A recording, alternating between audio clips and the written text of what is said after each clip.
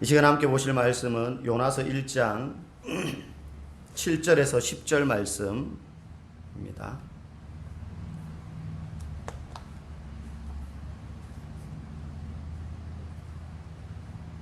요나서 1장 7절에서 10절 말씀.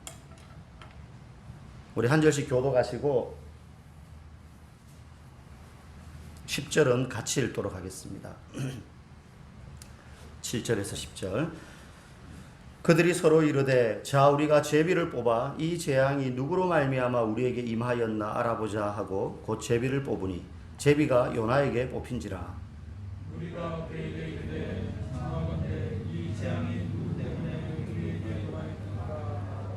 내 생이 무엇이며 내가 어디서 왔으며 내 나라가 어디며 어느 민족에 속하였느냐 하니 그가 대답하되 나는 히브리 사람이요 바다와 육지를 지으신 하늘의 하나님 여호와를 경외하는 자로라 하고 자기가 여호와의 얼굴을 잊지 않은 줄을 그들에게 말하였으므로 무리가 알고 심히 두려워하여 이르되 네가 어찌하여 그렇게 행하였느냐 하니라. 아멘. 오늘 이제 요나서 5번째 시간입니다. 5번째 시간인데요. 말씀의 제목은 얄팍한 영적 정체성입니다. 얄팍한 영적 정체성. 오늘 본문에 보니까 드디어 이 폭풍의 원인이 누구로 말미암은 것인지, 적어도 이 배에 탔던 뱃사람들은 이방인이자 이교도였지만 하나님을 모르는 사람들이었지만 그들은 이 폭풍의 원인이 자연적인 현상이 아니라 신이 노해 가지고 일으킨 기이하고 특별한 현상이라는 것을 직감을 했고, 분명히 우리 가운데 누군가의 죄와 어떤 불순종이나 그러한 행태로 인해서 신이 노해서 이런 벌을 내리셨을 거야 라고 직감을 했어요. 물론 그분이 하나님인지 어떤 분인지 왜 이런 일이 생겼는지는 모르나 적어도 그렇게 생각을 했습니다. 그런데 요나는 그런 걸 까맣게 잊은 채 자기의 문제에만 매몰되어서 뱀이 창에서 잠을 자고 있었던 거죠. 그래서 흔들어 깨워서 너의 하나님께 구하라. 네 신께 구하라 이거죠. 네 신께 구하라. 뱃사람의 외침은 1장 2절에서 하나님이 요나에게 니느웨에 가서 외치라 했던 그 말과 똑같은 문장이었어요. 그러니까 요나는 이방인에게 하나님의 말씀을 전하기 싫어서 도망을 가는데, 지금 이방인인 이 뱃사람에 의해서 하나님이 그에게 외치셨던 그 메시지를 똑같이 전해 듣게 지금 하고 계신 거예요. 그래서 이제 요나도 제비 뽑기에 동참을 하게 되고 결국 요나가 뽑히게 됩니다.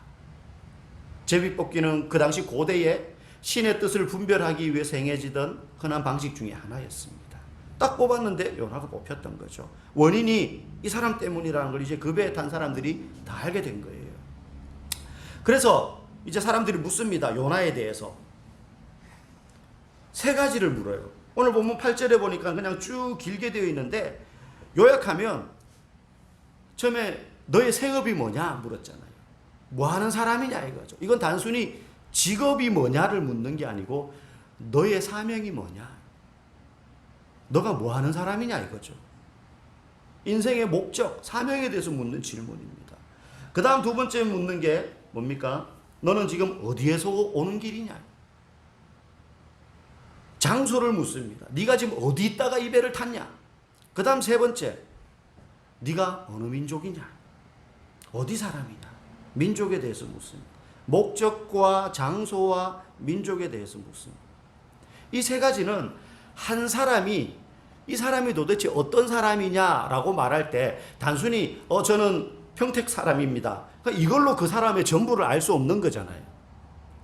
그 사람에 대해서 알려면 그 사람을 구성하고 있는 정체성이 뭔지를 알아야 되는데, 그 정체성을 구성하는 요소들이 사명이 뭐냐, 네가 어디에 있을 때 가장 편안함과 안정감을 느끼냐, 장소, 그리고 네가 어디 출신이냐, 어느 민족이냐, 어디 사람이냐, 이 3가지가 밝혀질 때 이 사람이 이런 사람이구나 하는 것을 알 수 있는 거예요. 그 사람의 정체성을 확인할 수 있는 질문인 거죠. 목적은 삶의 의미를 밝히라는 것이고, 장소는 내가 가장 편안하게 느끼는 장소가 어딘지, 민족은 내가 속한 공동체가 어딘지, 고향이 어딘지, 국가가 어딘지, 내가 어느 가문 사람인지. 요즘은 가문을 그렇게 안 따지만 이때는 어느 가문 사람이냐, 이게 굉장히 중요했던 것입니다. 이러한 내용들을 알면 그 사람이 어떤 사람인지를 알 수가 있는 거예요. 근데 그 중에서도 이 여러 가지 그 사람을 나타내는 것 중에서도 이 사람이 어떤 걸 가장 우선순위로 여기느냐에 따라서 그 사람의 정체성이 규정이 됩니다. 예를 들면 과거에 한 30년, 40년 전에 미국으로 이민을 갔던 이민 1세대 사람들이 있잖아요. 그죠? 지금 한 70대 막 이렇게 되신 분들. 그때 미국으로 처음 이민 간 사람들은 열심히 돈을 벌어서 성공을 하는 게 일단은 1차적인 목표였습니다. 그런데 열심히 돈 버는 이유가 뭡니까? 내가 여기서 뿌리 내려서 잘 살아야지 이런 마음보다 돈 벌어가지고 성공해서 우리나라로 돌아가서 내가 언젠가는 내 고국으로 돌아가겠다. 이 마음을 항상 가지고 있는 거예요. 지금 우리나라가 못 살고 가난해서 먹고 살 게 없어가지고 내가 미국에 왔지만 여기를 내가 고향이라고 생각하고 정착하기 위해서 온 게 아니라 여기서 돈 벌어서 내가 우리나라로 돌아가겠다. 이게 항상 마음속에 있었던 거예요. 무슨 말이냐면 그때 이민 1세대들의 정체성을 표현하는 그들에게 가장 중요했던 정체성 1순위는 민족이나 국가였어요. 나는 대한민국 사람이다. 나는 내 고국으로 돌아가야 된다. 고국으로. 그래서 항상 막 그냥 세탁소에서 일하고 페인트공으로 일하고 그냥 가정주부로 일하고 그 가사 도우미로 일하고 막 허드렛 일, 흑인들도 안 하는 그런 일 막 하면서도 마음속에는 항상 나는 한국으로 돌아갈 거야. 성공해서 한국으로 갈 거야. 그들의 정체성은 민족, 국가 이게 1번이었기 때문이에요. 근데 그들의 자녀들 이민 2세, 3세들은 달라요. 거기서 자녀를 낳고 또 그 자녀가 커서 또 거기서 결혼을 하고 그래서 태어난 그들의 자녀들은 달라요. 그들은 한국인이라는 민족적 관념이 거의 없어요. 거기서 태어났고 거기서 자랐고 살았기 때문에 그냥 자기가 피부 색깔만 황인이지 미국 사람이라고 생각하고 있어요. 그래서 그들 마음속에 1번은 내가 언젠가 여기서 잘 돼가지고 우리 아버지의 모국인 한국으로 돌아가야지 이런 생각 거의 없어요. 대신 그들의 1순위는 뭡니까? 여기 이곳에서 내 꿈을 펼치고 내가 원하는 삶을 사는 것, 성공하는 것 그게 1순위인 거죠. 그래서 같은 가족이라도 이민을 갔던 1세대 부모의 1번 정체성과 2번 자녀들의 1번 정체성이 같을 수가 없어요. 지금 우리도 마찬가지입니다. 저의 부모님 세대, 지금 70, 80이 되셨던 어쩌면 여러분들의 부모님 세대는 1번 정체성이 뭐였을까요?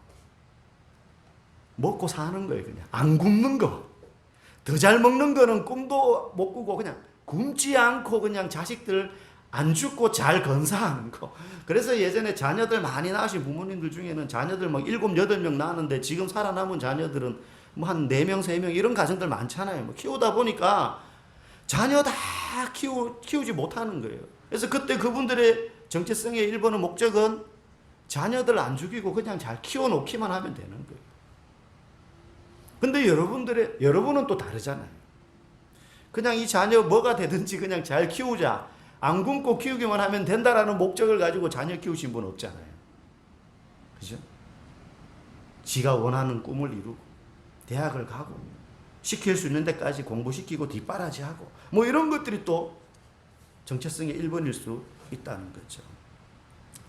이처럼 사람마다 자신의 정체성을 이루는 우선순위는 다르기 때문에 한 사람을 볼 때 저 사람은 이 사람이야. 이걸 어떻게 이런 사람이야 라는 걸 알 수 있는 방법은 바로 이 사람이 최우선 가치로 여기고 있는 게 무엇인가. 그걸 살펴보면 되는 겁니다. 그래서 이 뱃사람들이 요나에게 한 질문은 너의 정체성, 너는 도대체 어떤 사람이냐. 네가 1번으로 여기는 게 뭐냐. 이걸 묻기 위한 질문인 거죠. 정체성을 묻는 질문입니다. 여러분 그 한 사람의 정체성이 무엇인가를 아는 게요. 대단히 중요합니다. 고대에는 그 당시에는 민족마다 장소마다 직업마다 섬기는 고유의 신이나 신들이 있었어요.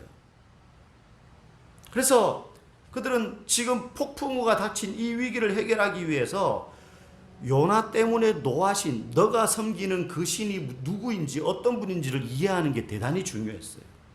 신들마다 특성이 있고 다 달랐기 때문에 그 당시 고대 사람들이 생각할 때 그 신의 특성에 따라 이 사람이 섬기는 신이 무엇인지, 그 신이 어떤 신인지를 알아야 지금 이 위기를 해결할 수 있다라고 생각했던 거예요. 그래서 요나에게 묻는 거예요. 하지만 그럼에도 불구하고 요나에게 네가 섬기는 신이 뭐냐 이렇게만 묻지 않고 이 세 가지 질문, 너가 어느 민족이며 어디에서부터 왔으며 네가 뭐 하는 사람이냐, 이것들을 종합적으로 물은 이유는 바로 그 사람의 요나가 어떤 사람인지를 분명히 알아야 되기 때문에, 이 사람이 일본으로 여기는 게 무엇인지 알아야 되기 때문에 한 가지만 딱 찍어서 물었던 게 아니에요. 이 중에서 네가 제일 중요하게 여기는 게 여기는 신, 그리고 너는 어떤 사람인지가 드러나는 거예요. 그래야지 이 문제를 해결할 수 있다라고 생각했던 거예요. 사명이냐, 네가 제일 중요하게 여기는 게, 아니면 네가 가장 편안하게 느끼는 어떤 장소냐, 아니면 네가 어느 민족이냐, 그거에 따라서 섬기는 대상이 다를 수 있다는 거죠. 네가 제일 중요하게 여기는 게 뭐야? 오늘날에는 이 요나 시대나 옛날 사람들처럼 모든 사람이 무엇인가를 믿는 것은 아닙니다. 무신론자들도 많이 있죠, 우리 주변에. 그런데 어떤 형상이나 이름을 지어서 부를 수 있는 어떤 신적인 초자연적인 존재를 섬기는 것만이 신앙을 하는 건 아닙니다. 나는 무신론자야 하는 사람들도 신앙이 없는 게 아니에요. 실제하지 않는 대상이라 하더라도 우리는 얼마든지 그걸 숭배하며 살아갈 수 있습니다.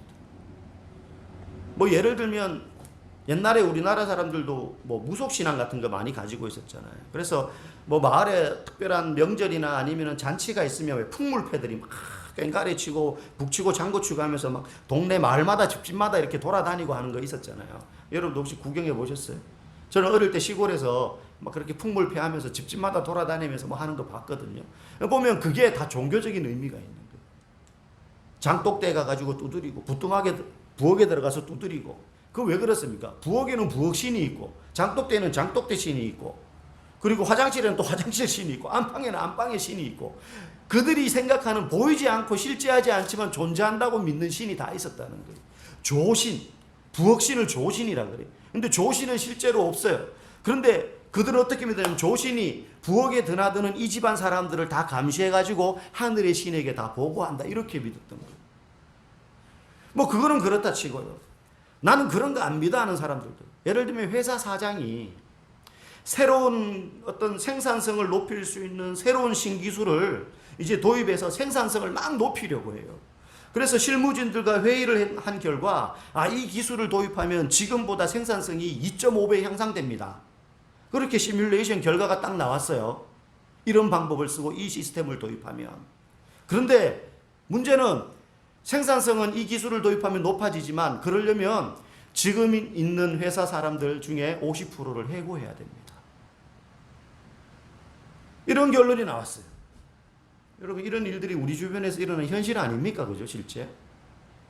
그러면 오너의 입장에서 뭐라고 생각하겠어요? 당연히 50% 내보내고 신기술 도입해서 2.5배, 5배의 생산성을 향상시키기를 원하겠죠. 그렇게 해서 만약에 진행을 한다면 이 사장 같은 경우는 한 사람 한 사람에 대한 애정이나 사랑과 인간적인 면모보다 무엇을 더 숭배하고 쫓는 거예요? 이 사람의 인생의 정체성의 가장 우선순위가 뭐예요? 재정적인 성공이 되는 거예요. 더 많은 돈을 벌 수 있다면 한 50%, 한 50명 잘라내고 100명 잘라내고 이 기술 시스템 도입하는 거죠. 그 사람 재정적인 이익이 그의 가장 정체성의 우선순위이기 때문입니다. 어쩌면 이 세상에서 일어나는 일들을 볼 때에 그런 건 당연해 보일 수가 있습니다. 이처럼 사람은 무엇인가를 또는 누군가를 반드시 숭배하게 되어 있고 쫓아가게 되어 있고 쫓아가다 보면 닮아가게 되어 있어요. 내가 숭배하고 쫓고 갈망하고 간절히 구하는 것을 닮아가게 되어 있는 이유에 대하여서 성경은요, 우리가 인간이란 존재는 하나님의 형상으로 창조되었기 때문이다라고 설명을 해요. 하나님의 형상으로 창조되었다는 말은 하나님이라는 원본을 닮은 모조품으로 만들어졌다는 거예요. 모조품은 끊임없이 원본을 흉내내려고 해요. 그런데 그 원본의 자리에 하나님이 아닌 내가 하나님보다 더 중요하게 여기는 다른 무언가를 갖다 놓으면 나는 그걸 또 막 닮아가려고, 그걸 흉내내려고 하고 그걸 쫓아가려고 하게 되어 있다는 거예요, 사람은. 여러분 10대 아이들이 그 아이돌 그룹, 가수들, 연예인들, 그죠? 그 아이돌을 막 갈망하고 추구하고 하면 어떻게 합니까? 옷도 걔들처럼 입고 행동도 걔들처럼 하고 맨날 걔들 사진, 영상, 무슨 유튜브 그거 보고 걔들이 하는 말 따라하고 닮아가게 되어 있어요. 추구하고 갈구하면 쫓아가게 되어 있고 숭배하게 되어 있다는 거예요. 그래서 그 사람이 지금 뭘 쫓아가고 있고 뭘 제일 원하느냐를 보면 그가 지금 뭘 숭배하고 있느냐를 볼 수 있어요. 거기에 속하게 되어 있어요. 그래서 뱃사람들이 요나에게 당신은 누구입니까? 이 세 가지 질문 속에는 당신은 지금 누구를 섬기고 있습니까? 누구에게 속해 있습니까? 당신은 무엇이 가장 중요합니까? 이런 의미가 있는 질문인 거죠. 정확하게 물은 거예요. 이 문제를 해결하기 위해서 반드시 알아야 될 답이에요. 그런데 요나의 대답이 어떻게 나오느냐? 요나가 이렇게 대답합니다. 9절에 보니까 그가 대답하되 나는 히브리 사람이요. 저는 히브리인입니다. 저는 유대인입니다. 저는 이스라엘 사람입니다.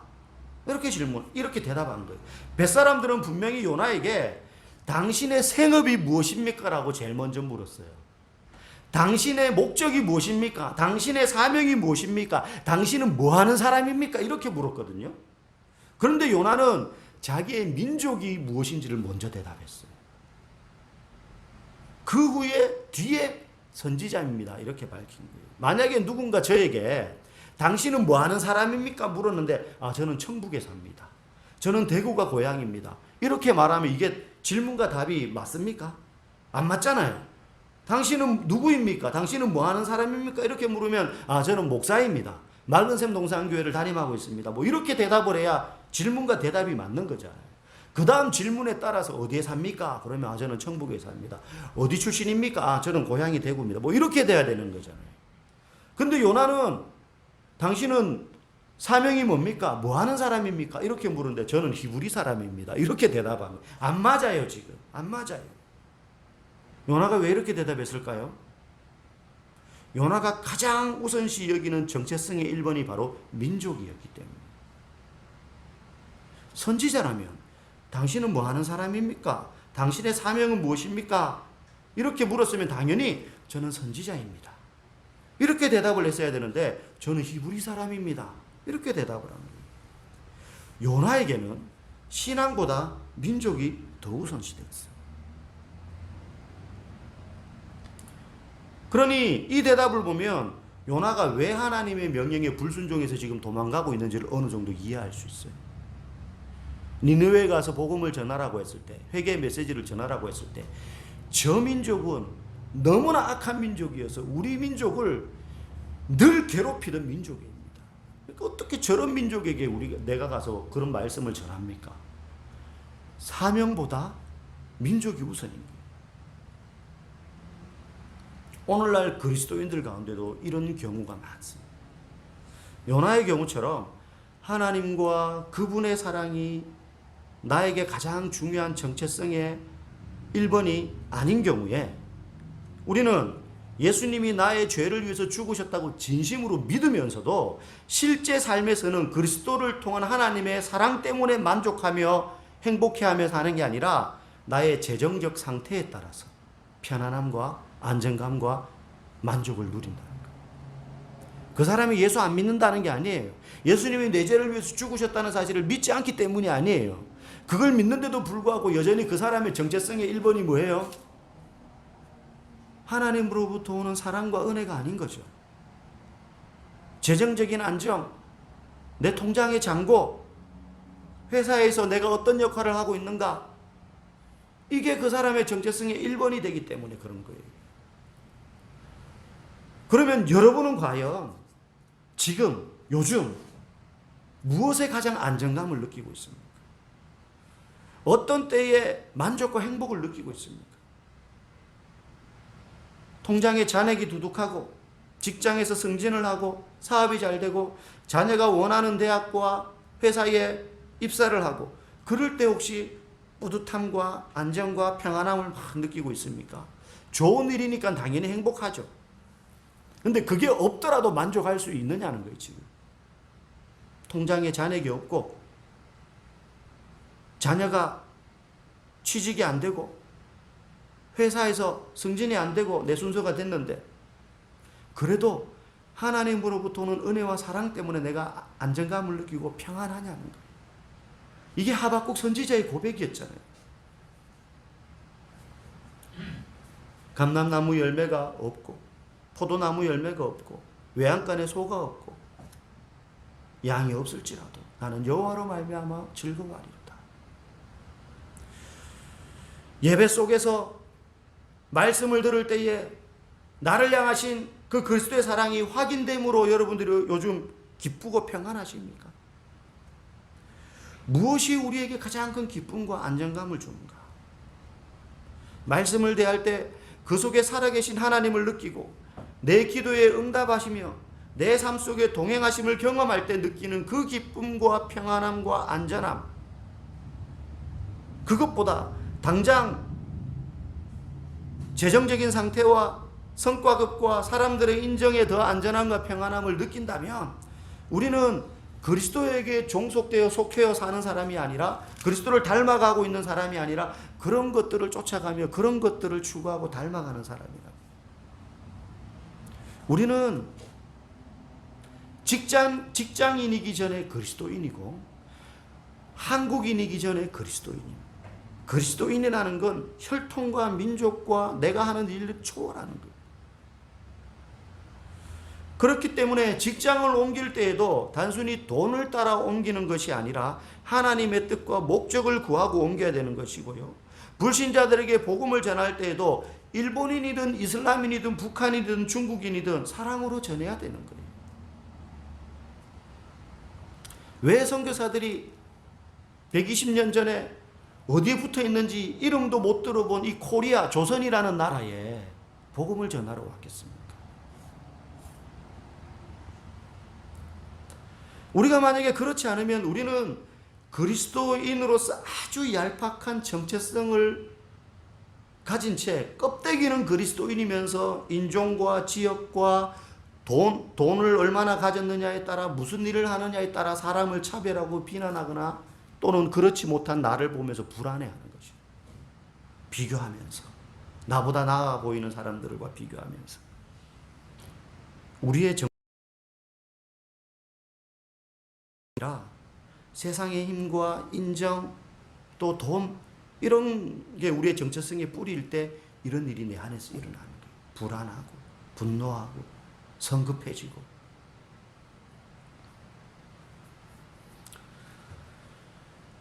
또한 그리스도인으로서 이러한 얄팍한 정체성을 가지고 있을 때 부작용이 뭐냐 하면 나의 참모습을 볼 수 없게 된다는 거예요. 요나는 선지자였어요. 유대인들 중에서 특별한 사명을 받은 사람이었어요.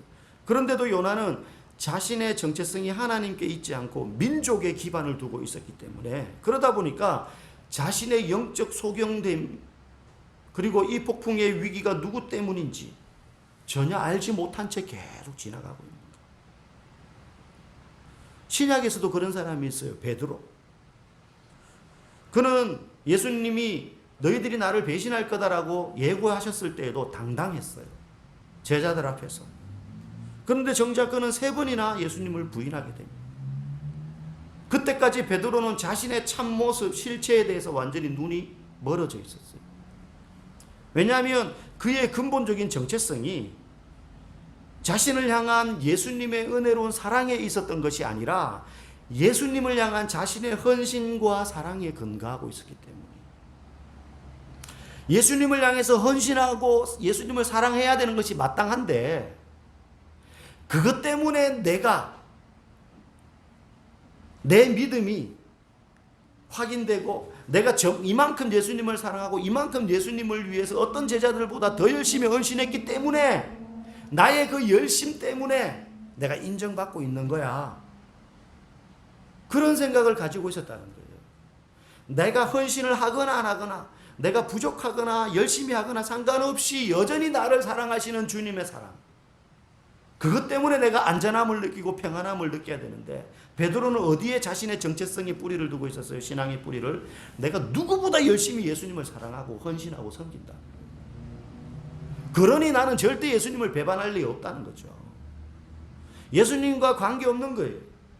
내 열심, 내 헌신, 그걸 볼 때 이 정도면 나는 쟤는 배반하고 얘는 배반해도 나는 배반할 리가 없지 라고 생각했던 거예요. 예수님의 그 사랑 때문에 감격해서 나는 주님 앞에 가난하고 연약하지만 내가 그래도 필요하다면 내가 주님을 따라가고 섬기겠습니다. 이게 아니라 나 정도 되면 나는 예수님 절대 배반 안 해. 이렇게 생각하고 있었던 거예요. 다 주를 버릴지라도 저는 주님을 버리지 않겠습니다.